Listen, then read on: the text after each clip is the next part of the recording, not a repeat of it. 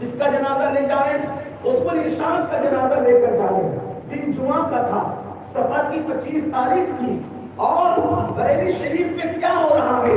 What's app کا دور تو تھا نہیں, یوٹیوب کا دور تو تھا نہیں, فیس بک کا دور تو تھا نہیں, اور سرکار اشرفی میاں وضو کرتے ہوئے کہہ رہے ہیں کہ قطب الارشاد کا جنازہ فرشتے لے کر کے جا رہے ہیں. تو میں نے پوچھا مطلب کیا؟ تو کہا بریلی میں مولانا احمد رضا دنیا سے تشریف لے رہے ہیں اور ان کا جنازہ فرشتے لے کر کے جا رہے ہیں. قطب الارشاد جو کہہ رہا ہے وہ کوئی معمولی انسان نہیں ہے, وہ سرکار علی حسین اشرفی میاں رحمۃ اللہ علیہ کی ذات ہے. تو اب آپ کا قطب الارشاد ہونے میں شک کیا ہے؟ اور جب وہ قطب الارشاد ہے تو قطب الارشاد کا مطلب یہ ہے حضرت مجدد الفسانی شیخ احمد سرہندی کے مطابق کہ علماء اس کی طرف رجوع کرتے ہیں اور اولیاء اللہ اس کی طرف روحانی ترقی کے حوالے سے احتیاط رکھتے ہیں. اب اس سے امام احمد رضا کی عظمت کا اندازہ لگاؤ کہ وہ صرف اپنے دور کے علم حدیث کے امام نہیں تھے, وہ اپنے دور کے علم فقہ کے امام نہیں تھے, وہ اپنے دور میں علم جفا قسم امام نہیں تھے, بلکہ اپنے دور کے عظیم روحانی پیشوا بھی تھے, عظیم ولی بھی تھے, قطب الارشاد بھی تھے. لیکن آپ کی بہت ساری جہ و عظمتیں ہیں, بزرگی ہے, آپ کا مقام ہے, آپ کا مرتبہ ہے, لیکن امام احمد رضا کا جو سب سے بڑا تجدیدی کارنامہ ہے وہ آپ کے سامنے پیش کرنا چاہتا ہوں. میں نے بطور تمہید تھوڑا سا وقت آپ کا لینا ہے, حالانکہ 2:30 پر شاید کوئی شریف کی بزم ہوگی, مجھے اس کا خیال رہے گا, اور انشاءاللہ میں اپنی گفتگو کو اسی درمیان میں سمیٹنے کی کوشش کروں گا. امام احمد رضا مجدد ہے.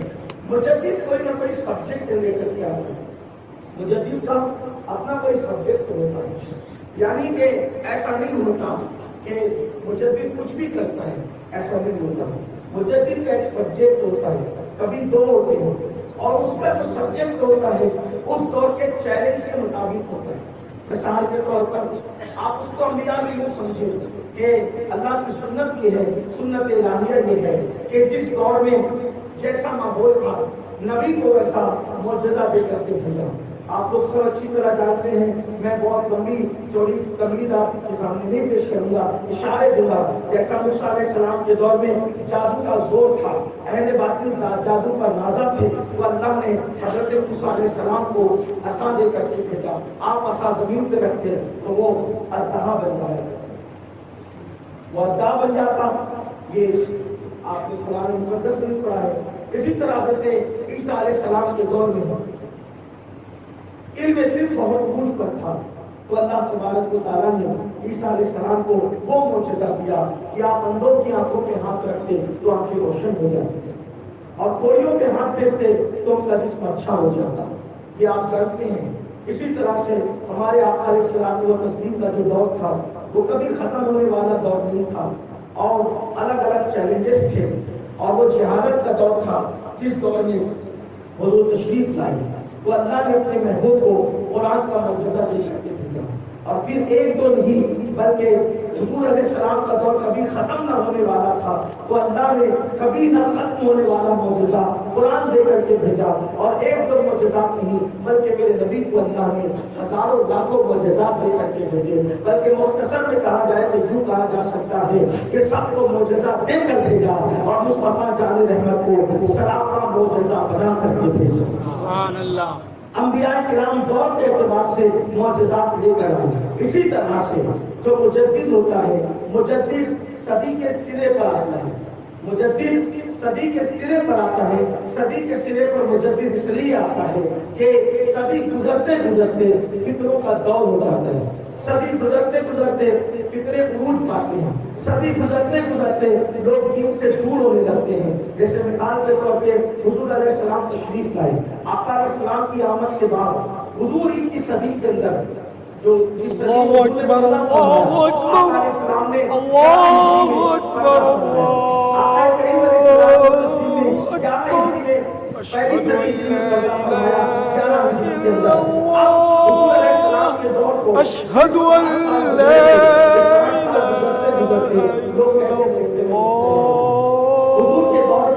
اشہد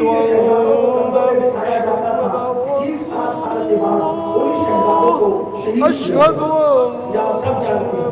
اور دیوار پھر جہاں تک پیدا ہوا نے حي على الصلاة مدینہ منورہ کی حي حکومت اور على سلطنت کی شکل میں، اور وہاں کا حال یہ تھا کہ وقت کا خلیفہ اپنے بچوں کو تربوز کھاتا دیکھتا ہے تو رونے لگتا ہے اور کہتا ہے کہ اللہ اکبر، لوگ فاقے سے ہیں اور میرے بچے تربوز کھا رہے ہیں، میں قیامت کے اللہ کی بارگاہ میں کیا جواب دوں گا؟ اور وقت کا خلیفہ اپنے بیٹے کے ہاتھ سے تربوز چھین کر کے خلیفہ کش کے ہاتھ میں دے کر کہتا ہے کہ میں اللہ کی بارگاہ میں جواب دینے کی طاقت نہیں رکھتا۔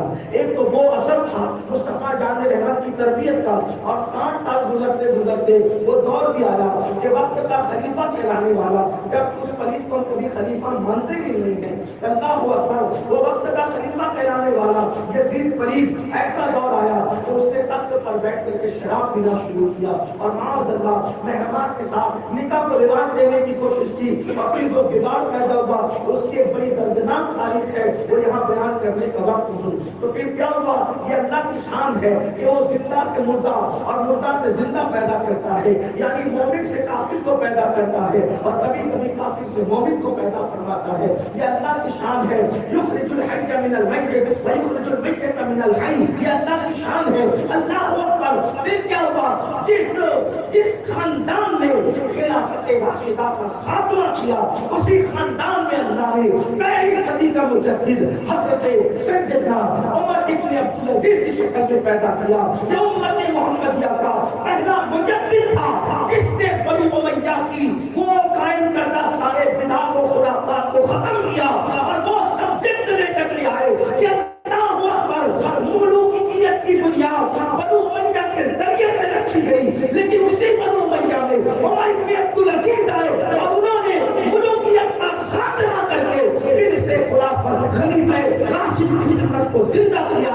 لوگوں نے عمر ابن عبدالعزیز کا دور دیکھ کر کے کہنا شروع کیا کہ عمر ابن عبدالعزیز کا دور دیکھ کر ہمیں عمر ابن خطاب کا دور یاد آ رہا ہے۔ سبحان اللہ۔ مجدد نے یہ کارنامہ انجام دیا، یعنی سیاست میں بگاڑ پیدا ہوا تو آپ نے سیاست میں اصلاح فرمائی۔ اس کے بعد پھر مجدد آتے رہے، جیسے علم حدیث کے اندر جب وہ خرافات پیدا کرنے کی کوشش کی گئی تو اللہ تبارک و تعالیٰ نے امام بخاری، امام مسلم جیسے لوگوں کو پیدا فرمایا۔ اسی طرح خلق قرآن کا فتنہ آیا تو امام احمد بن حنبل جیسے لوگوں کو اللہ نے پیدا فرمایا۔ یہ ایک بڑا طویل سلسلہ ہے اور ایک وقت میں ایک ہی مجدد نہیں ہوتا بلکہ ایک دور کے اندر کئی مجدد ہو سکتے ہیں، یہ ہمارے علماء کا بیان ہے۔ پھر اس کے بعد آپ دیکھیں اللہ کو اکبر کے فتنے نے جنم لیا تو اللہ نے حضرت سیدنا مجدد الفسانی شیخ احمد سرہندی کو اور عاشق مدینہ محقق الاطلاق شیخ عبداللہ محدث دہلوی کو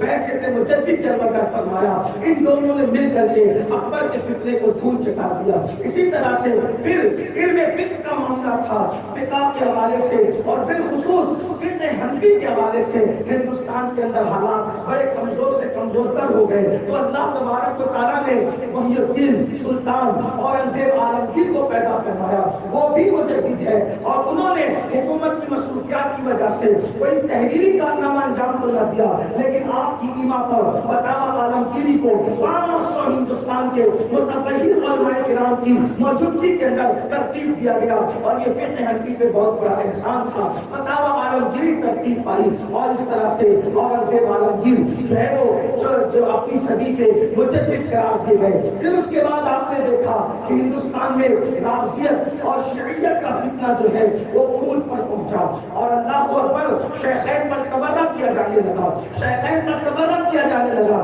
شیخین کو گالیاں دی جانے لگی، اہل بیت خان کی عظمت کو جب معاذ اللہ توڑ مروڑ کر پیش کیا جانے لگا، حتیٰ کہ انبیاء کرام کی گستاخیاں اہل بیت کرام کی عظمت کے پردے میں کی جانے لگی تو اللہ تبارک و تعالیٰ نے اس دور میں حضرت شاہ عبدالعزیز محدث بریلوی کو محدث دہلوی کو حضرت شاہ عبدالعزیز محدث دہلوی کو مجدد کی شکل میں پیدا فرمایا اور آپ نے جو ہے وہ تحفہ اثنا عشریہ لکھ کر کے جو ہے وہ رافضیت کے فرقے کو اور رافضیت کے فتنے کو ایسی دھول چٹائی کہ رافضی آج تک کے تحفہ اثنا عشریہ کا جواب دینے سے قاصر ہے۔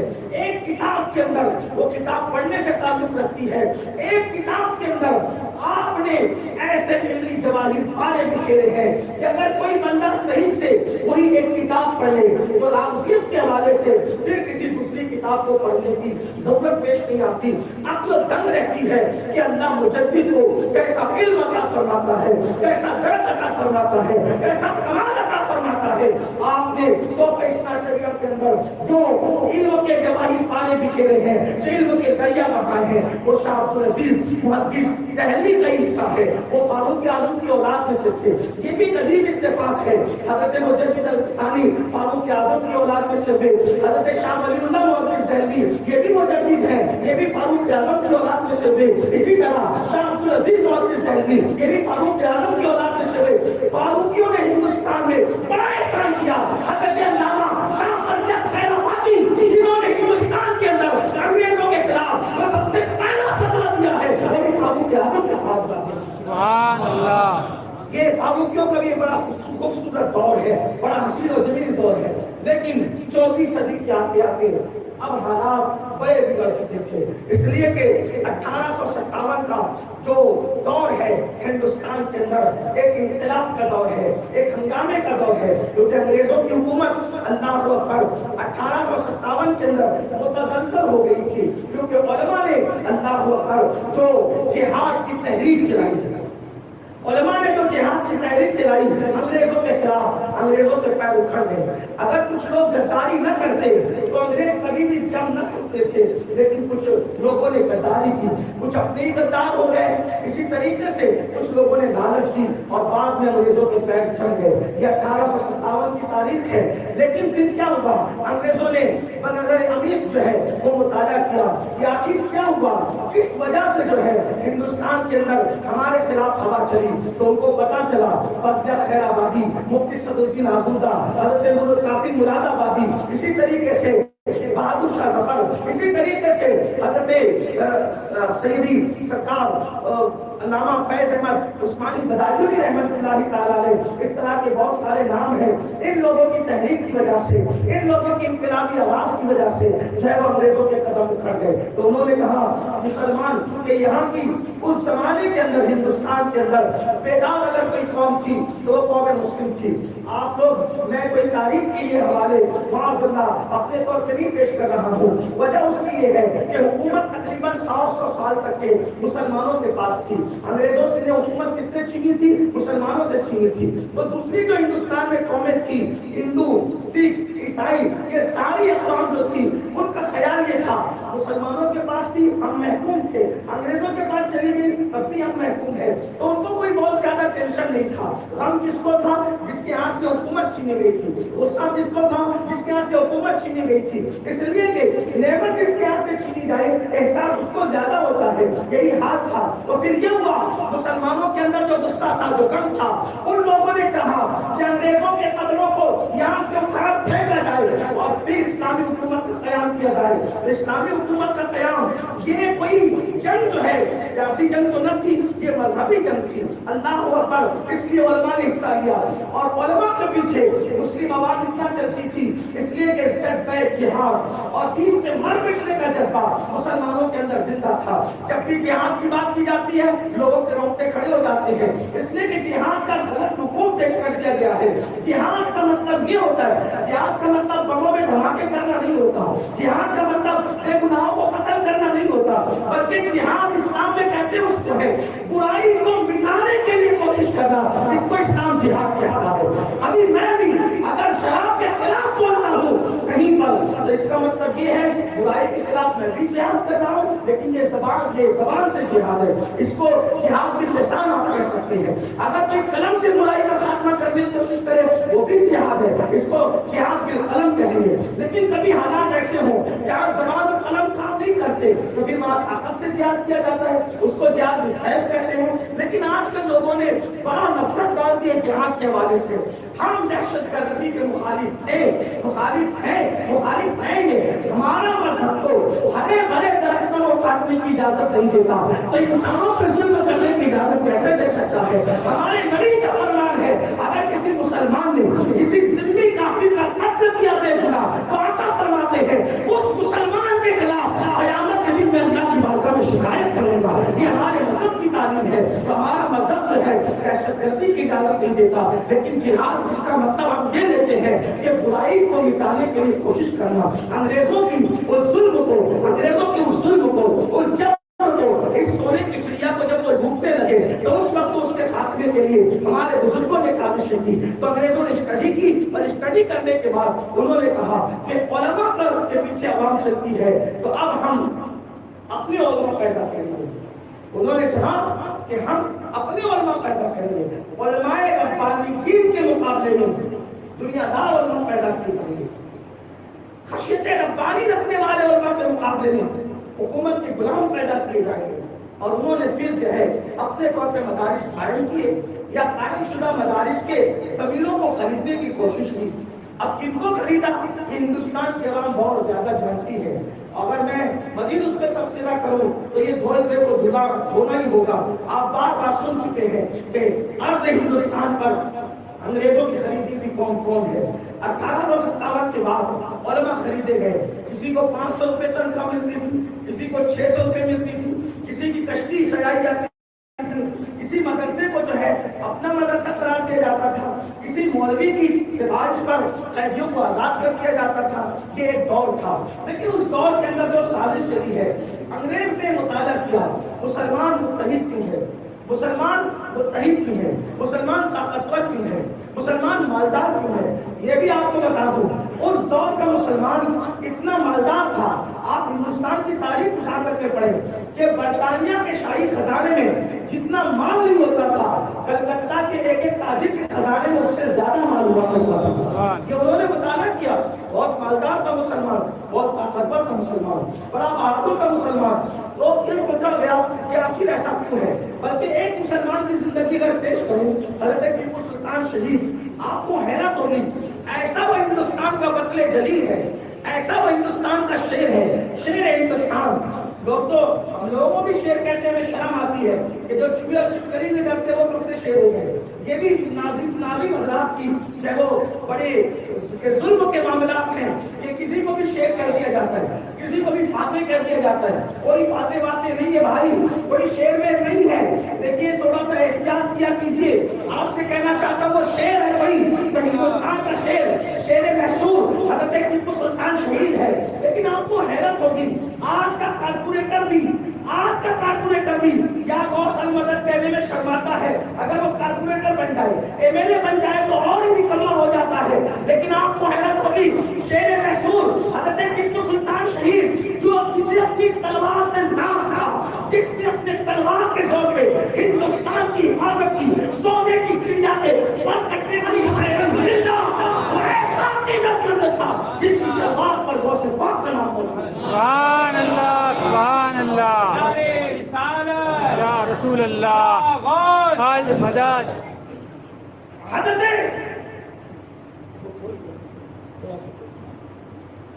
टीपू सुल्तान इतने बहादुर थे, जब तक सुल्तान हयात रहे हिंदुस्तान के अंदर अंग्रेजों को ये कहने की जरूरत नहीं हुई कि हिंदुस्तान हमारा है। जिस दिन टीपू सुल्तान शहीद हुए उस दिन के बाद जो है अंग्रेजों ने कहा था आज से हिंदुस्तान हमारा है।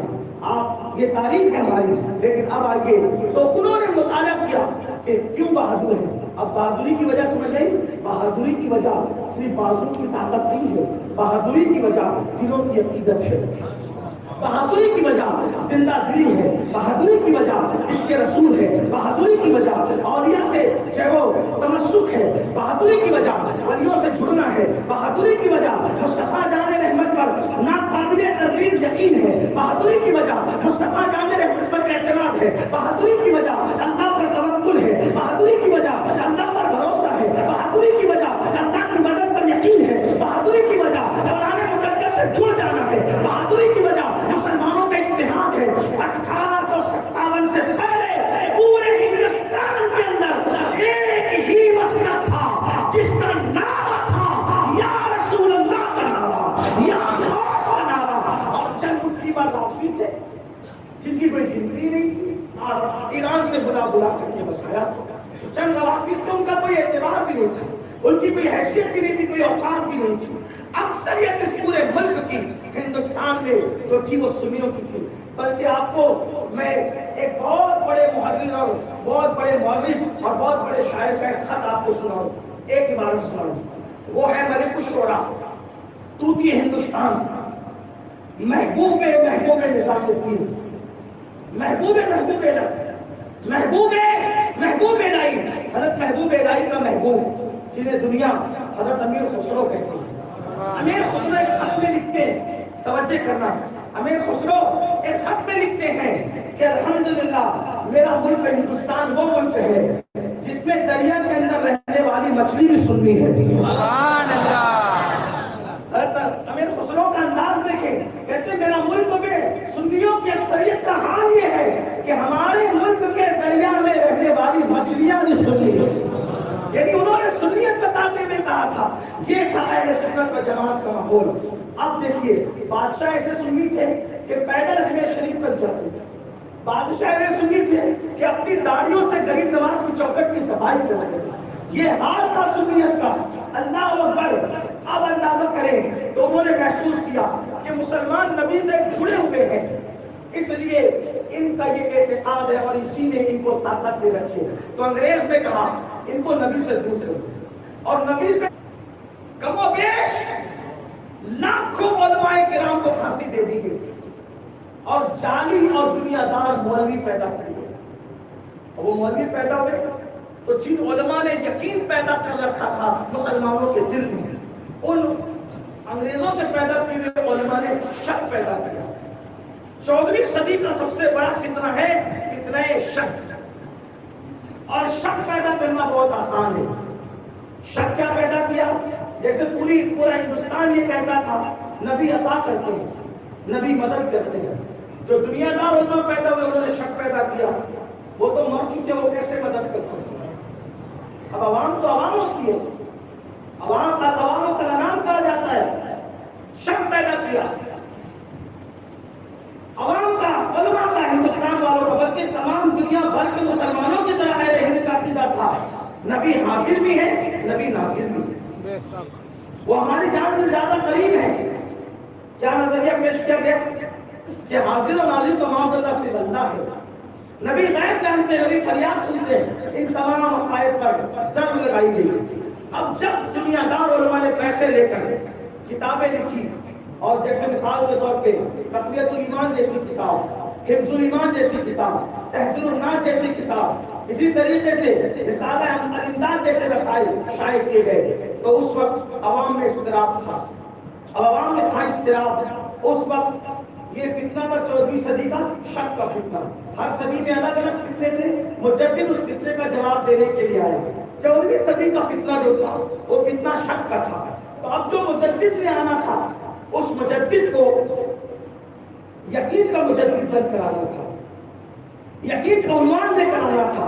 تو 14ویں صدی میں اللہ کے حوالے سے شک، ایسا شک اللہ کی نے پیدا کیا کہ معاذ اللہ یہاں تک لکھ دیا گیا کہ اللہ جھوٹ بول سکتا ہے، اور کہا بول ہی نہیں سکتا بلکہ بول چکا ہے، معاذ اللہ ثم معاذ اللہ۔ یہ فتنہ تھا اس دور کا، نبی مر چکے ہیں، حیات النبی کا انکار، حاضر و ناظر کا انکار، ختم نبوت کا انکار، اولیاء کے مزارات کو معاذ اللہ مٹی کا ڈھیر کہا جانے لگا، اولیاء اللہ مدد کر سکتے، اس پہ شک پیدا کیا جانے لگا۔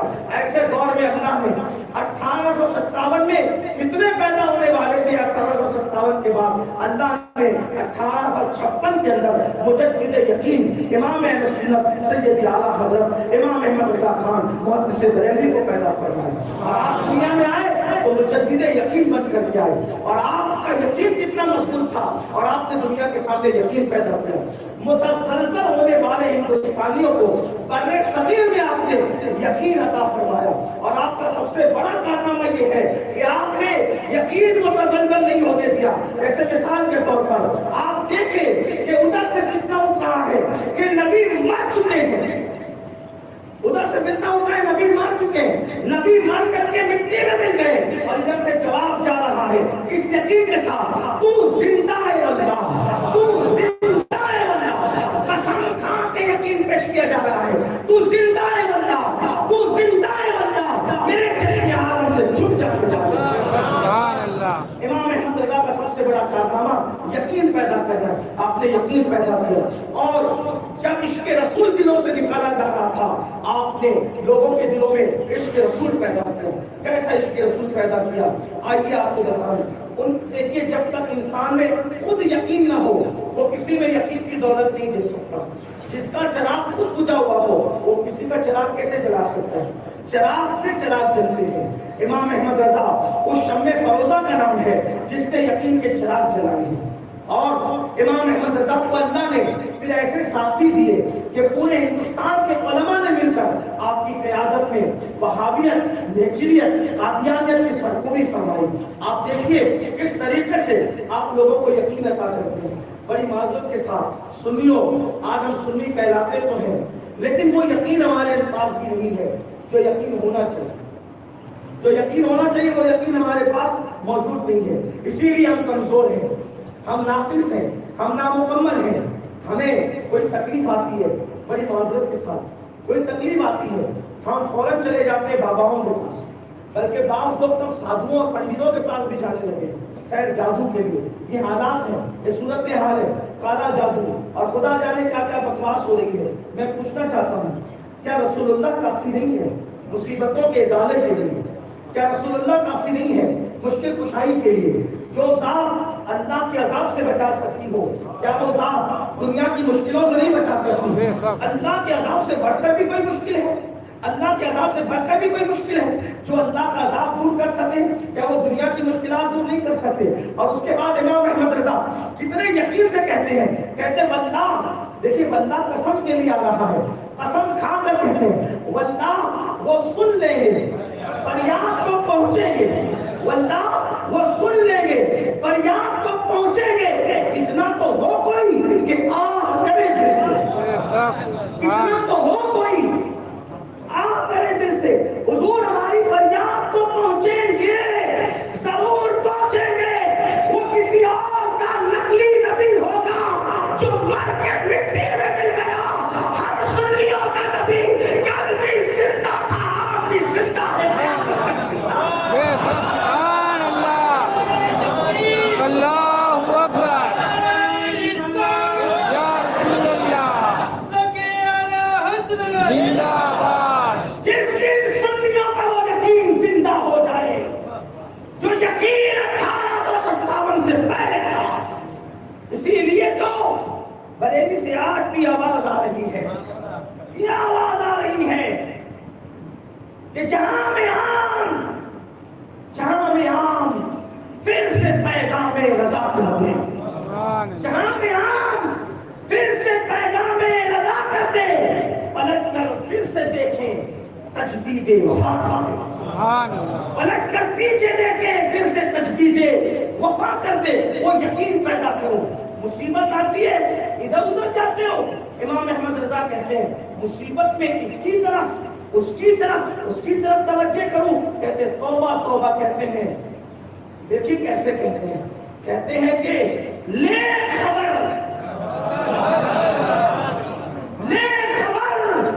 جلد کہ غیروں کی طرف دھیان گئے.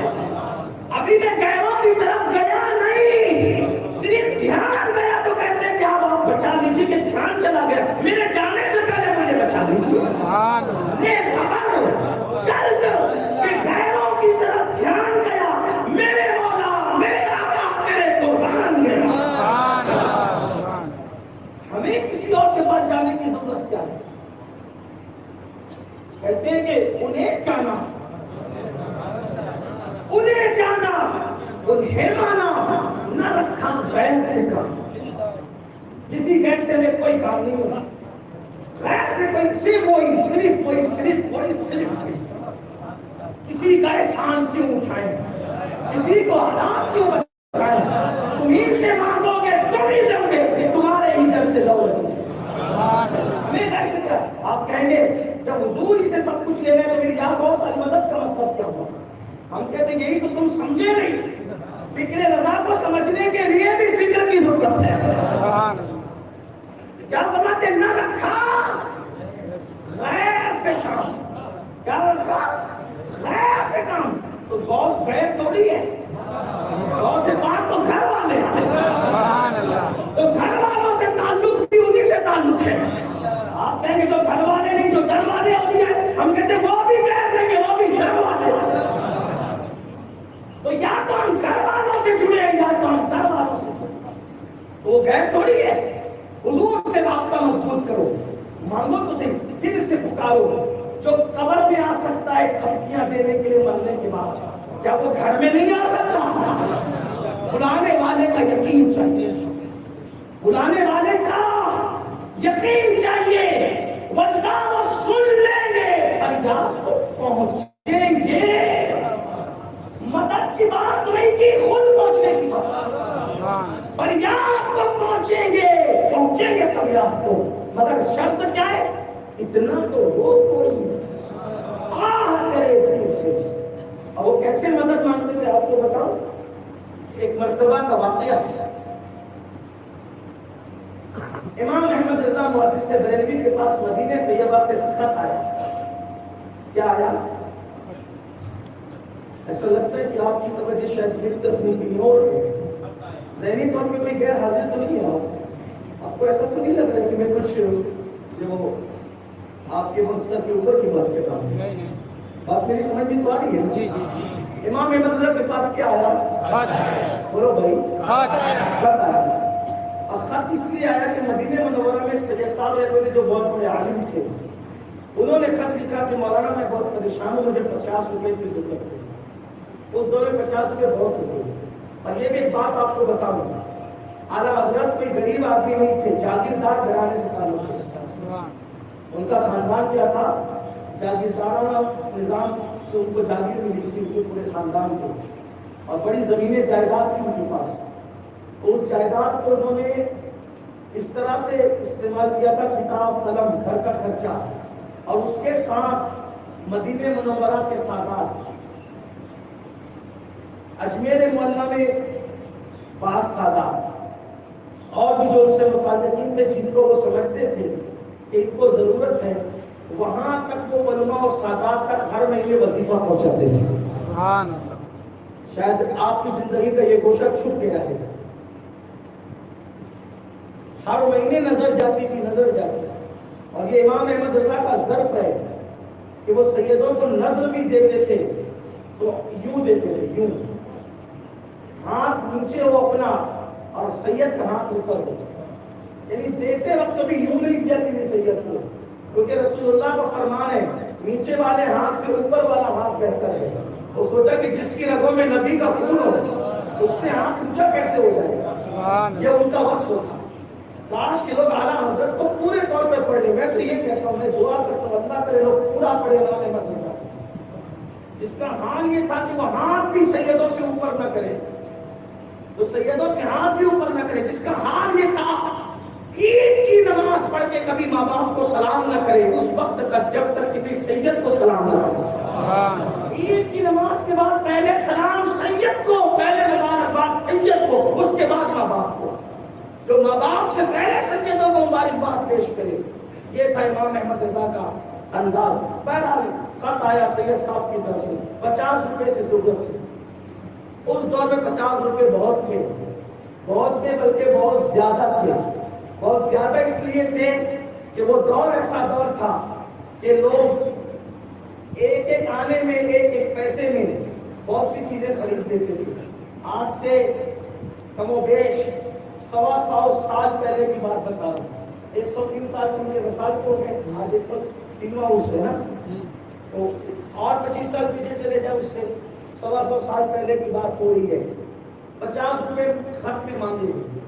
अब आप खुद ही फरमाते हैं कि उसी दिन मेरी आमदनी के सारे पैसों से मैंने उसको, जिसको जहां देना था, जहां खर्चा करना था, सब खर्चा कर दिया।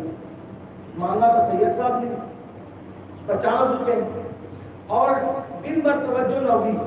डाक जाने वाली थी आइंदा कल, अगर आज इंतजाम न होता तो फिर एक हफ्ते के बाद, एक हफ्ता लेट, पैसे थे नहीं, कैसे मांगे, किसके पास जाए, ले खबर जल्द के गैरों की तरफ। कितने की जरूरत है? 50 रुपए की जरूरत। इमाम अहमद रज़ा कहते हैं मैंने मदीने की तरफ रुख किया और अर्ज़ किया या रसूलल्लाह मुझे 50 रुपए चाहिए। मुझे कितने चाहिए? 50। आपने आज तक मांगा 50 रुपए नबी के पास? 100 मांगे, 500 मांगे, इसलिए कि आप पर भी वहाबियत का असर है कहीं ना कहीं, सुन्नी होकर भी। کہ اتنا پروپیگنڈا کیا گیا نبی سے مانگنے کا کہ آپ کو ڈر لگنے لگا نبی سے مانگنے کا. اور اگر کہیں مانگتے بھی ہیں تو دل میں کھٹکھٹا رہتا ہے کہیں شرک تو نہیں ہو رہا ہے. ایک کھٹکھٹا لگا رہتا ملے گا کہ نہیں ملے گا. یہ حالات ہے. میں عوام کے حالات کہہ رہا ہوں, آپ برا نہیں مانے کیونکہ میں لوگوں کے درمیان رہتا ہوں, مجھے پتا ہے. یوٹیوب پر بیٹھ کر کے جو بکواسے کرتے تھے یہ نبی سے مانگتے کہ اللہ نہیں دے سکتا. ہم کہتے ہیں اللہ نہیں دے سکتا, یہ بات تو ہے ہی نہیں. ہم تو یہ کہتے ہیں کہ رسول اللہ نے فرمایا واللہ یعطی انما انا قاسم, اللہ عطا کرتا میں تقسیم کرتا ہوں. رسول اللہ نے فرمایا کہ میں تقسیم کرتا ہوں. تو لوگ ہم سے کہتے ہیں آپ نے بخاری نہیں پڑھی. ہم نے کہتا ہے پڑھی الحمدللہ, ہمیں کوئی ناز نہیں بخاری پڑھنے کا. تو کہا کہ وہ حدیث تو باب العلم میں لکھی ہوئی ہے تو حضور علم دیتے ہیں. ہم نے کہا چلو یہیں تک تو تم آ گئے, یہاں تک تو آئے نا کہ حضور علم دیتے ہیں. حضور علم دیتے ہیں. ارے جو زندہ رہتا وہی تو علم دے سکتا ہے. دیتے ہیں کہ نہیں دیتے, علم تو دیتے, مانتے ہو کہ نہیں مانتے. لیکن یہ باب العلم ہے یہ تو امام بخاری نے رکھا ہے. رسول اللہ نے تھوڑی اس کو باب العلم میں بیان فرمایا. حضور نے تو یہ کہا واللہ یعطی, اللہ عطا کرتا ہے, انما انا قاسم, اور میں تقسیم کرتا ہوں. حضور نے یہ نہیں کہا اللہ کیا کیا دیتا ہے اور میں کیا کیا تقسیم کرتا ہوں. جب حضور نے کوئی خاص نہیں ملا تو تو خاص کرنے والا کون ہوتا ہے. ہمارا عقیدہ یہ ہے اللہ سب دیتا ہے, نبی سب تقسیم کرتے ہیں.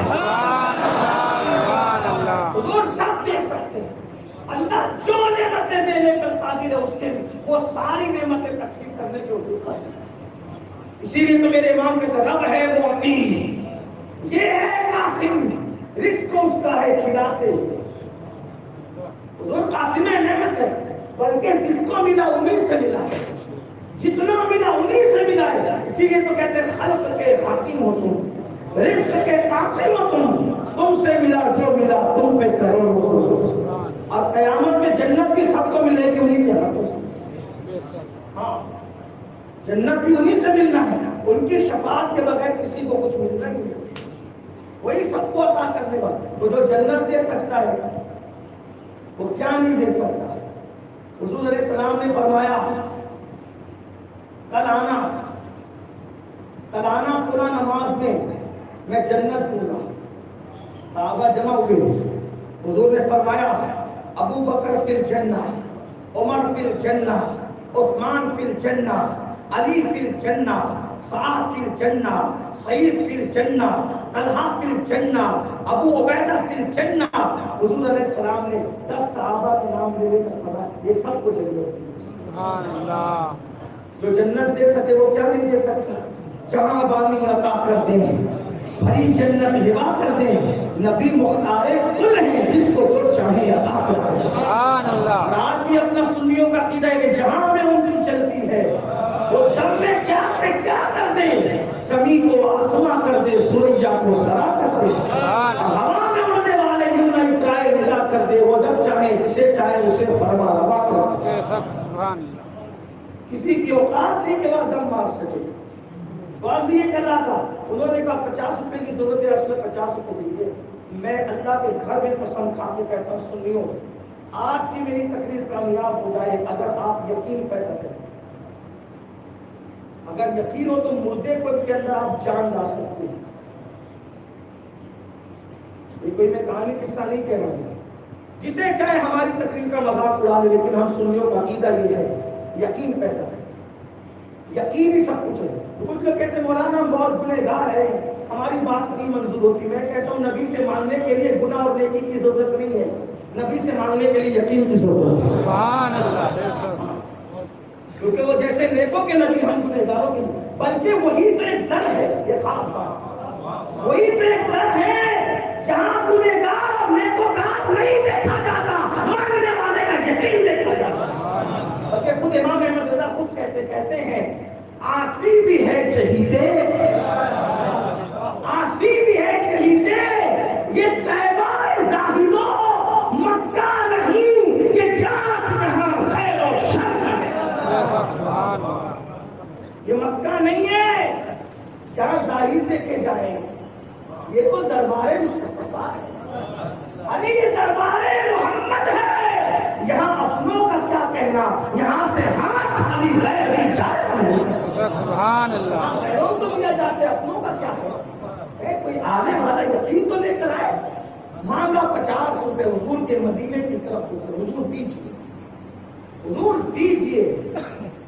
ابھی یہ عرضی لگائی تھی، خود کہتے ہیں منگتا کہاں ٹوٹتے ہی داتا کی دین تھی، سبحان اللہ منگتا کہاں ٹوٹتے ہی، ہاتھ اٹھتے ہی، ہاتھ اٹھتے ہی داتا کی دین تھی، ہاتھ یہ اٹھا یہ دیا گیا، کہتے ہیں منگتا کہاں ٹوٹتے ہی داتا کی دین تھی، تیری قبول عرض میں، یعنی مانگنے اور دینے میں، دیکھو یہ مانگا جا رہا ہے صرف سمجھانے کے لیے، سمجھانے مانگنے والا مانگ رہا ہے، دینے والا ہاتھ دے رہا ہے نا، تو کہتے ہیں تیری قبول عرض میں بس ہاتھ بھر کی، سبحان اللہ کتنی دیری ہے قبول عرض میں، مانگنے اور لینے میں کتنی دیری ہے، ہاتھ بھر، ادھر ہاتھ اٹھا ادھر سے بھی ہاتھ اٹھا، سبحان دیری کو، لیکن بات چاہیے اتنا تو ہو پوری کی آپ مانگے تو صحیح، 50 مانگے، ادھر سے حسنین میاں دوڑتے آئے، آپ کے بھتیجے تھے حسنین میاں، مولانا حسن بریلوی کے بیٹے تھے، مولانا حسن بریلوی کے بیٹے، سبطین میاں اور تحسین میاں کے والد حسنین صاحب، وہ دوڑتے گئے، حضور اعلیٰ حضرت کا حضور، بمبئی سے سیٹ صاحب آئے تھے، یہ لفافہ آپ کو دے کر دی، ارے اتنی دیر سے سیٹ صاحب، اتنی دور سے آئے تھے بمبئی سے سیٹ صاحب، ملے بغیر کیسے چلے گئے؟ یہی تو بات ہے، ممبئی سے سیٹ صاحب آئے تھے، آپ مجھے سچ بتانا اللہ کے گھر میں، اگر آپ دوراجی سے مالیگاؤں مجھ سے میرے لیے آئے اور اگر میں کمرے کے اندر آرام کر رہا ہوں تو آپ اتنا دیر رکیں گے کہ نہیں رکیں گے؟ جو گھنٹوں کا سفر برداشت کر سکتا ہے وہ کہ آدھا ایک گھنٹہ انتظار نہیں کر سکتا۔ آسٹریلیا کہتے ہیں کہ وہ ممبئی سے صاحب نے لفافہ نظر دے گئے، ملے نہیں دے گئے، کہتے میں نے لفافہ کھولا، مانگا تھا 50، نکلے 51 روپے، کتنے مانگے تھے؟ سنیو، 2 سے بولا پڑے، کتنے مانگے تھے؟ 50 کتنے مانگے تھے؟ 50 ملے کتنے؟ کہا میں نے لفافہ کھولا تو میری حیرت کی امتحان آئی، خوشگوار حیرت تھی، 50 مانگا تھا، کیونکہ میرے دماغ میں گھوم رہا تھا سید صاحب کے مانگے ہوئے 50 روپے، اور میرے پاس اس دن 1 پیسہ بھی نہیں تھا، ملے 51 روپے۔ تب مجھے یاد آیا، بندے تمہیں 50 تو مانگے تھے بھیجنے کے لیے، لیکن تو بھول گیا تھا کہ 50 روپے لفافے میں ڈالنا پڑیں گے، ڈاک ٹکٹ بھی لگانا پڑے گا، اس کا تو مانگنا بھول گیا تھا۔ جو بھولا نبی نے وہ ایک بھی عطا کر دیا، جو ہے رب سے ملی وہ مراد بھی، میرے سکوت پر بھی شاہ کی نظر تھی۔ سبحان اللہ سبحان عطا کی آج بھی آپ کو مل سکتا ہے، یقین کریں، حضور سے مضبوطی کا رشتہ پیدا کرو۔ باتیں اور بھی ذہن میں آتی ہیں، لیکن کل شریف کا وقت ہو چکا ہے، بول سکتا ہوں وہ کیسے یقین کے مجدد تھے۔ اعلیٰ حضرت پر کیس کیا گیا، کیس کیوں کیا گیا؟ گڑا ہوا مردہ نکالنا میری عادت ہے، اس لیے کہ جنہوں نے کیا وہ بھی ہمارے سبب کے ساتھ، جس پہ کیا گیا وہ بھی سب، آپ اس پہ ناراض نہ ہوگی گا، اس لیے کہ میری عادت ہے میں سنیوں کے ساتھ صرف شیرنی کھانے میں شریک ہوتا ہوں۔ لڑنے کی بات آتی ہے کہ تم مل جاؤ یا تو آپ ہی جا کے لڑو، ہمارے اندر اتنی طاقت نہیں ہے، ہماری ساری طاقتیں ہم ختم کر چکے ہیں سنیوں سے لڑنے والی، ہمارے اندر اب ایک ہی طاقت ہے، نبی کے دشمنوں سے لڑیں گے، سنیوں سے نہیں لڑیں گے، چاہے وہ ہمیں گالی دیں تو شوق سے ہو۔ ہاں، اس لیے میں بھی آپ سے کہتا ہوں سنیوں کے ساتھ اتنا ہی رہنا جتنا محبت کریں، جب وہ آخر چڑھا لڑنے کے لیے نہیں ہم لڑنے نہیں آتے، آپ لڑیں، بس پاک کی بریانی کھا کر جو طاقت آئی ہے اس کو سنیوں پہ نہیں آزمائیں گے، غریب نواز کی جو چھٹی کھا کر کے طاقت آئی ہے اس کو سنیوں پہ نہیں آزمائیں گے۔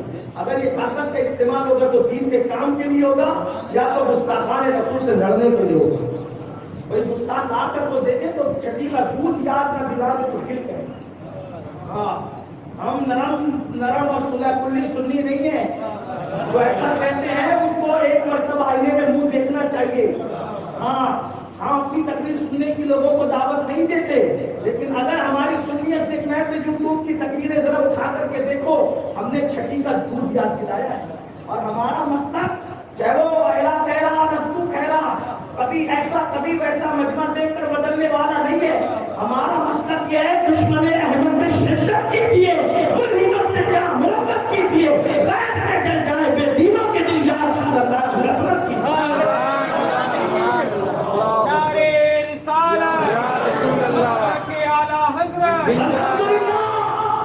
ہم وہ سنی ہیں کہ جیتے جی بھی سنیت پر ہیں، اور مرنے کے بعد بھی ہمارے کے آقاؤں کی نظر ہم پر اتنی مضبوط ہے کہ زندہ ہے تو بھی یا رسول اللہ کہیں گے، اور مریں گے تو بھی بغداد اور اجمیر کا فائدہ ایسے عام ہوگا کہ میں وہ سنی ہوں، امیر قادری مرنے کے بعد میرا ناسا بھی کہے گا الصلاۃ والسلام.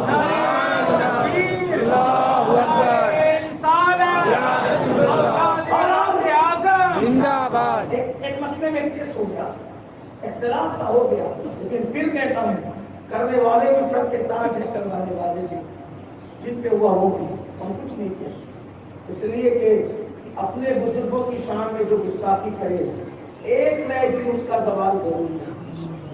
اس لیے کسی سنی عالم کی شان میں کوئی گستاخی نہیں ہونا چاہیے، کوئی بکواس نہیں.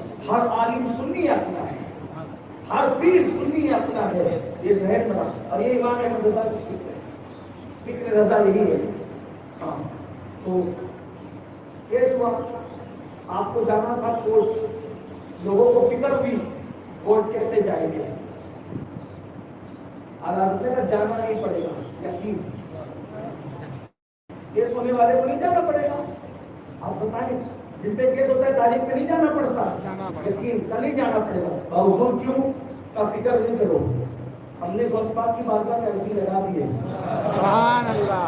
اور عرضی لگائی کیسے لگائی پتہ ہے؟ الما خیر ہے غوث ہوتی کا تیرا، مر کے بھی چین سے سوتا نہیں مارا تیرا. یہ کلام دے نا انہوں نے عرضی لگائی غوث پاک کی بارگاہ میں. صبح بھی تو کہا حضرت چلیے کالی تم جاؤ ذرا دیکھو کیا حالات ہے. جب وہاں گئے تو سامنے والے لوگ ہی نہیں آئے. کیوں نہیں آئے تھے؟ تو وہاں کسی کا انتقال ہوا، نہیں آ سکتا. پھر دوسری تاریخ دی گئی. پھر کا حضور پہلی تاریخ میں تو یہ حادثہ ہو گیا تھا، دوسری کا ابھی بھی جا کر دیکھو. جب گئے تو دوسری تاریخ میں بھی کسی کا انتقال.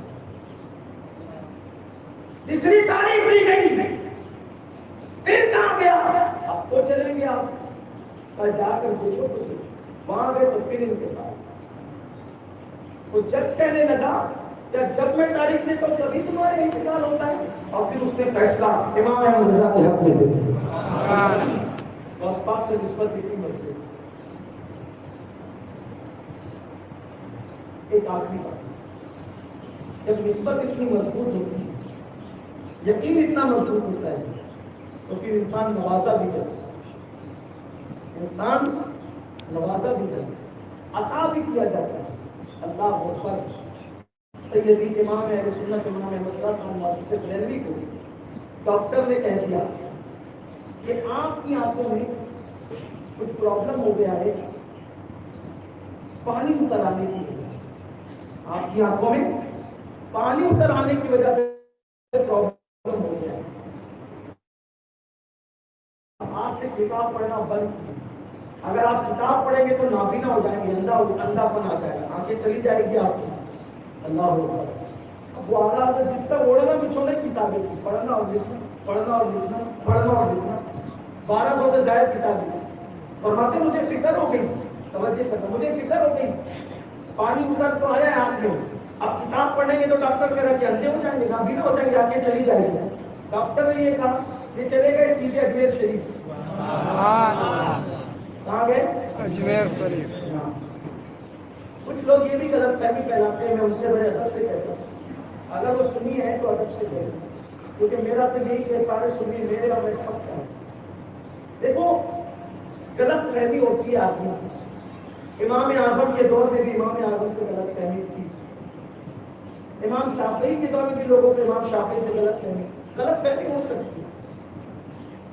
اسی طرح کچھ ہمارے سنی بھائیوں کو کچھ غلط فہمی اعلیٰ حضرت سے ہے. میں کہتا ہوں آج کے اعلیٰ حضرت کے ماننے والوں کو دیکھ کر آپ اعلیٰ حضرت سمجھنے کی کوشش مت کرو. آپ امین القادری کو دیکھ کر اعلیٰ حضرت مت سمجھو. آپ امین القادری کو دیکھ کر اعلیٰ حضرت، اس کی اوقات کیا ہے؟ نہ اس کا عمل ہے نہ اس کا علم ہے. اگر آپ کو اعلیٰ حضرت سمجھنا ہے تو اعلیٰ حضرت ایسے ہی چلے گئے، 1200 سے زائد کتابیں چھوڑ کر گئے. اگر اعلیٰ حضرت کو سمجھنا ہے تو ان کی کتاب اٹھا کر پڑھو، ان کی کتابیں پڑھو. 400 سے زائد تو کتابیں چھپ چکی ہیں. آپ امین القادری کے سر پہ عمل کرتے کہ اعلیٰ حضرت کو سمجھنا چاہتے ہیں. کوئی سید کھڑا ہے، کوئی بدبخت بیٹھا ہے، اعلیٰ حضرت کا نام لے کر ہم آپ کہتے کہ یہی اعلیٰ حضرت ہے. یہ اعلیٰ حضرت یہ تھوڑی ہے، یہ تو حضرت بھی نہیں ہے. آپ کو اعلیٰ حضرت دیکھنا ہے تو آپ 103 سال پیچھے جاؤ. فتاوی رضویہ میں اعلیٰ حضرت دیکھو، الامن والغنیٰ میں اعلیٰ حضرت دیکھو، اراد الادب میں اعلیٰ حضرت دیکھو، آپ اس میں اعلیٰ حضرت الملفوظ میں اعلیٰ حضرت دیکھو. اب آپ کو سمجھ جائے گا اعلیٰ حضرت. آپ اپنی غلط فہمی کو ختم کریں. اعلیٰ حضرت خانقاہوں کے مخالف کا نام نہیں. اعلیٰ حضرت خانقاہی روایات کو دلیل کی زبان دینے والی شخصیت کا نام ہے. اعلیٰ حضرت سادات کے غدار کا نام نہیں. اعلیٰ حضرت سیدوں کی عظمت پہ پیرا دینے والے کا نام ہے. تو سیدوں کے ہاتھ بھی چومے جو سیدوں کے پیر، بازار میں بھی سیدوں کے پیر چومتے. امام احمد رضا بازار میں بھی سیدوں کے پیر چومتے تھے اور یہ نہیں دیکھا کہ نسب کس کے پاس ہے، شجرے نسب کس کے پاس نہیں. وہ کہتے تھے جس نے کہہ دیا اب ذمہ دار وہ ہے، اگر وہ جھوٹ بول رہا ہے تو وہ جواب دے گا. اس نے کہہ دیا ہے، اس کی تعظیم ہم پر نازل ہوگی. یہ امام احمد رضا تھے. انہوں نے فرمایا سید اگر بد مذہب بھی ہو جائے، ان کے سوا کس نے لکھا ہے 24 صدی مجھے بتاؤ. اگر بد مذہب بھی ہو جائے تو اس کی تعظیم نہیں جاتی، اس کی تعظیم لازم ہے. میں ابھی ایک ہی بات عرض کرنے چلا تو لیکن ایک بات عرض کروں گا آپ سے. تو بہرحال یہ غلط فہمی کہ غریب نواز کی شان میں کچھ نہیں لکھا، تو لکھنا صرف شاعری میں ضروری ہے، نثر میں نہیں دیکھتے. انہوں نے لکھا ہے غریب نواز. یہ لوگ کچھ لوگ ایسے ہیں، کچھ تو ایسے جو بیچارے سادہ دل ہے، غلط فہمی کی وجہ سے وہی کر رہے، انہوں نے پڑھا نہیں اعلیٰ حضرت کو. کچھ ایسے لوگ ہیں جن کو اعلیٰ حضرت سے حسد ہے، وہ غلط فہمی پھیلا رہے تاکہ لوگ اعلیٰ حضرت سے دور ہو جائیں. لیکن آپ کو میں دعوت دیتا ہوں اعلیٰ حضرت کی کتاب پڑھو. مجھے دیکھ کر اعلیٰ حضرت نہیں سمجھنا، میں تو حضرت بھی ہوں. اعلیٰ حضرت کو سمجھنا ہے. دیکھو وارث پاک نے ان کو عزت کی نظر سے دیکھا. حضور اشرفی میاں نے ان کو کوئی ارشاد کہا. یہ کوئی معمولی لوگ ہیں. حضور تاج القوم رحمۃ اللہ تعالیٰ علیہ ان کے پیچھے نماز پڑھتے تھے، ان سے سینئر ہونے کے باوجود ان کے پیر و مرشد کہتے تھے اگر قیامت کے دن اللہ نے مجھ سے پوچھا کہ آل رسول کیا لایا ہے تو میں احمد رضا کو پیش کروں. سبحان اللہ. یہ کوئی معمولی آدمی کی بات نہیں ہو رہی. غلط فہمی ختم کرو. کوئی بندہ غلط فہمی کا شکار ہو. میں بہت چھوٹا سا طالب علم اور آپ کا خادم، ہر سنی کا خادم ہونے کے لیے کہتا ہوں کہ اللہ سے ایک بات پڑھو، فتاوی رضویہ پڑھو، تحریر پڑھو، پڑھے لکھے لوگوں پڑھو، کسی کے کہنے میں مت آؤ. اپنی آنکھ سے دیکھو جلوہ تو سمجھ میں آئے گا. آپ نے لکھا غریب نواز کی شان میں کہ غریب نواز کا آستانہ ایسا آستانہ ہے جہاں دعا کرنے والے کو نہیں دیکھا جاتا. آستانے غریب نواز کے سب کے جو دعا کی جاتی ہے اللہ سب کو قبول فرمائے. تو دو باتیں بیان کی جاتی ہے. جب آپ کی آنکھوں کا پرابلم آیا کہ آپ پانی اندر آیا ہے نابینا ہو جائیں گے، اگر کتاب پڑھیں گے تو اگر کتاب کو نہیں چھوڑ سکتا. آپ نے سفر کیا یا محبوب الہی کی چوکھٹ پہ گئے یا غریب نواز کی چوکھٹ پہ. دو باتیں ہیں مشتق جو روایت پہنچی کہ غریب نواز کے آستانے پہ گئے اور وہاں کیا کیا بتائیں. کیا کیا عالم تھے، عالم، اور ایسے عالم تھے 108 فنون معارف رکھتے تھے، لیکن وہ اپنے علم کا کی شمع لے کر نہیں گھومتے تھے.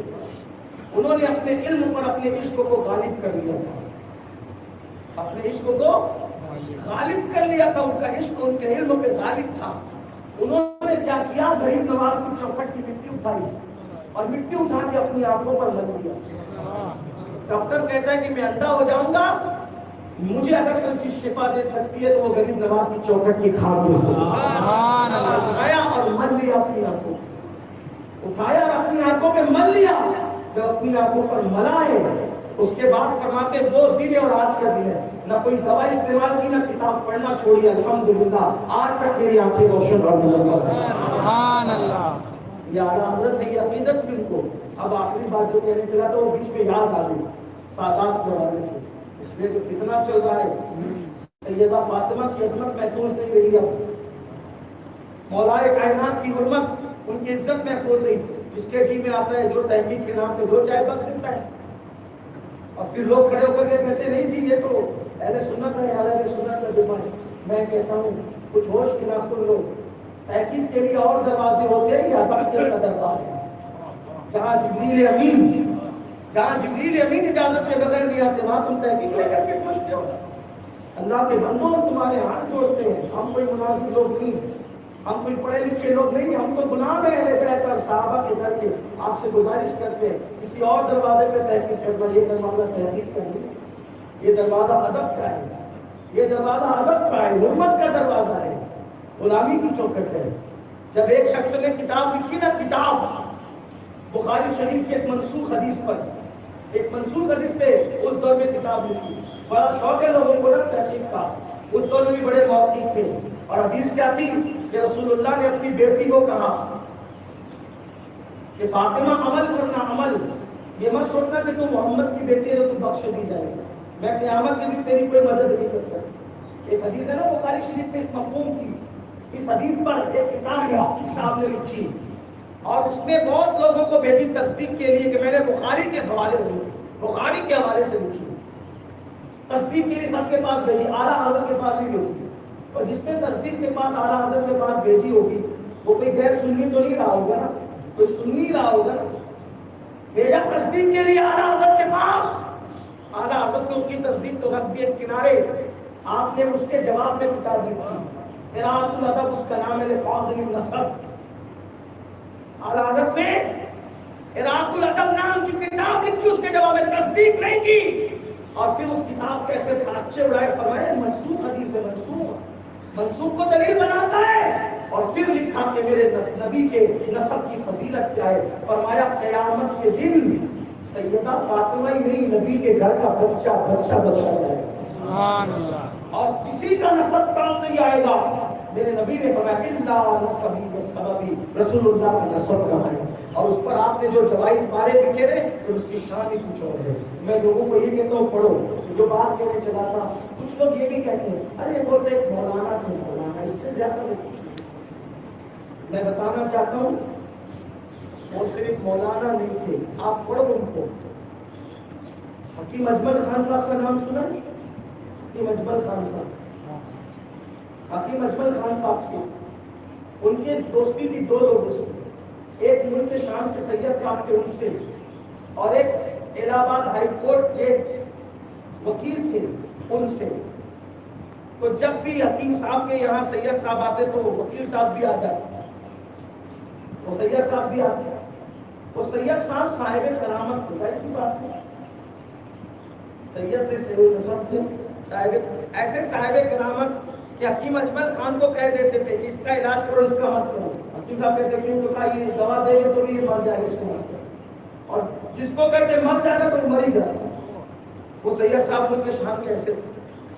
ایک دن وکیل صاحب، سید صاحب اور حکیم اجمل خان صاحب تینوں بیٹھے تھے، اعلیٰ حضرت کا ذکر نکل گیا تو وکیل صاحب کہنے لگے چھوڑو یا تو مولوی کی بات، وہ مولوی کی وہ بدعتی ہے، توہمات پرست ہے۔ اب بتاؤ اس نے کیوں کہا وکیل میں توہمات پرست؟ پتہ ہے وہ جب کوئی بات کہی نا اس کی دلیلیں پیش کر رہا ہوں۔ وکیل نے اعلیٰ حضرت کو کیا کہا؟ توہمات پرست ہے، بدعتی آدمی ہے۔ حکیم اجمل خان صاحب نے کہا کہ کیوں؟